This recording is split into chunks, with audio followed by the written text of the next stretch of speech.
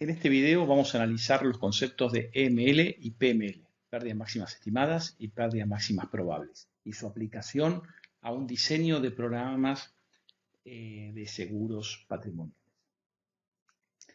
Hay que pensar que las formas de aseguramiento son tres. Asegurar a full value, o sea, el valor total de los bienes, que ahí será un problema de la compañía de seguros, verificar si las hipótesis de siniestro no alcanzan el valor total y entonces se puede hacer en función de eso algún descuento en la tasa. El primer riesgo absoluto, que se utiliza para sublímites y para riesgos chicos, pero no se va a poder utilizar para riesgos industriales y corporativos. Y después el límite de indemnización está por debajo del valor total de los bienes. Para esto se utilizan las pérdidas máximas probables y las pérdidas máximas estimadas. Vamos a ver cómo se utilizan estos conceptos para fijar los límites. La pérdida máxima probable es una pérdida de baja probabilidad que tiene en cuenta la falla de las partes principales del sistema de protección. No una falla de todo el sistema de protección, pero sí de alguno de los componentes críticos. La ML, por el contrario, es la falla de la ineficacia de todo el sistema en su conjunto. Prácticamente el siniestro se detiene únicamente por distancias libres o por muros contra incendio. Hay que pensar que históricamente los seguros de incendio, los siniestros de incendio, abarcaban el 100% de los bienes, como en el caso del famoso incendio de Londres que dio lugar al principio al seguro de incendio. Por eso mismo los seguros se hacían a full value, ¿no?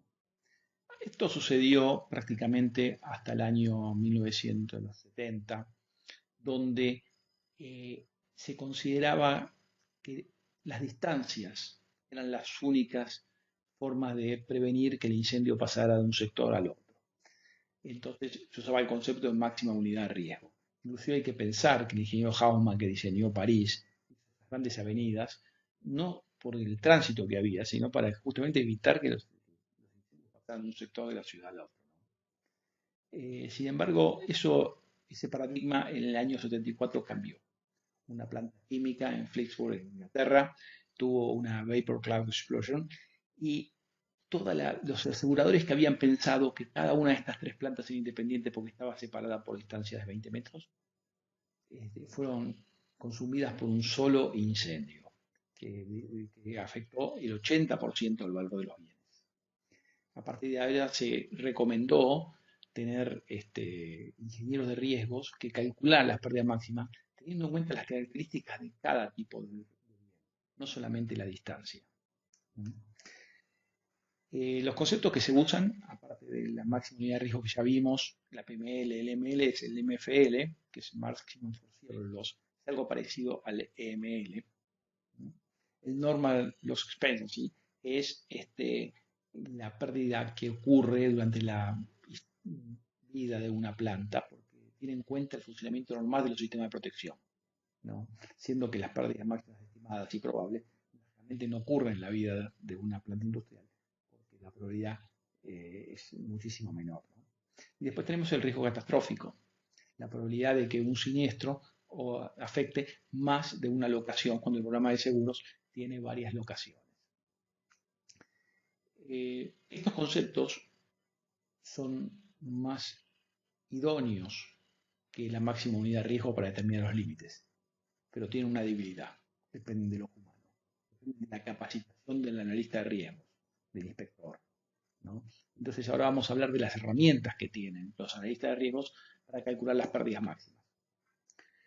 La metodología consiste en verificar hasta dónde un incendio se puede propagar, cuál es el límite de un incendio.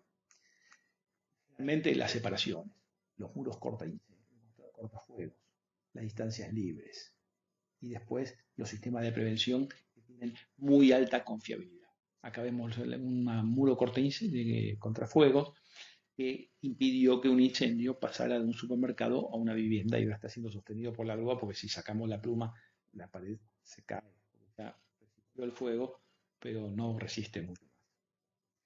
En el EML no hay que considerar ninguna distancia horizontal dentro de un solo edificio.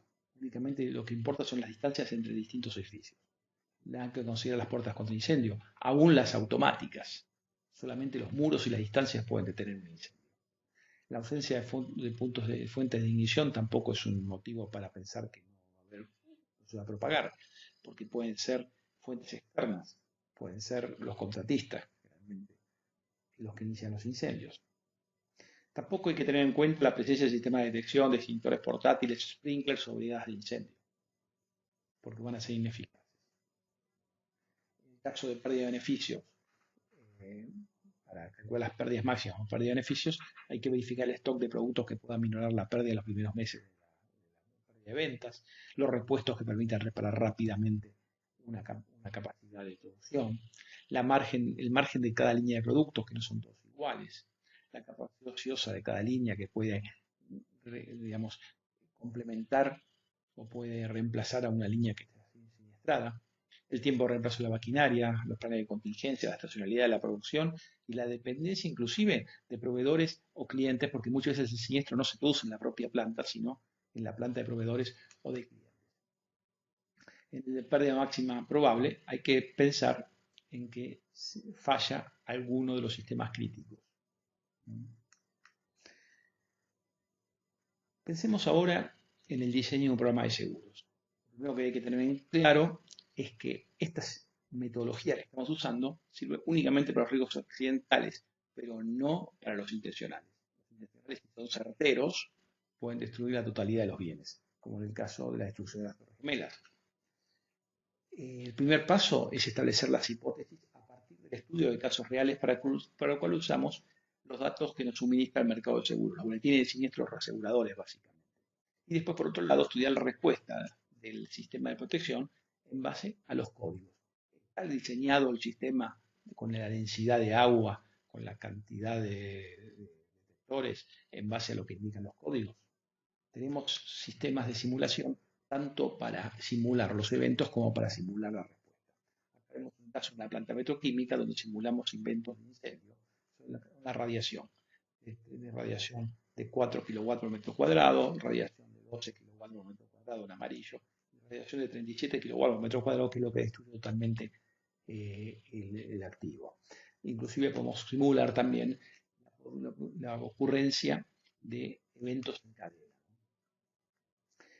Por último, tenemos la simulación de la respuesta. ¿Qué cantidad de agua es necesaria para controlar esa radiación?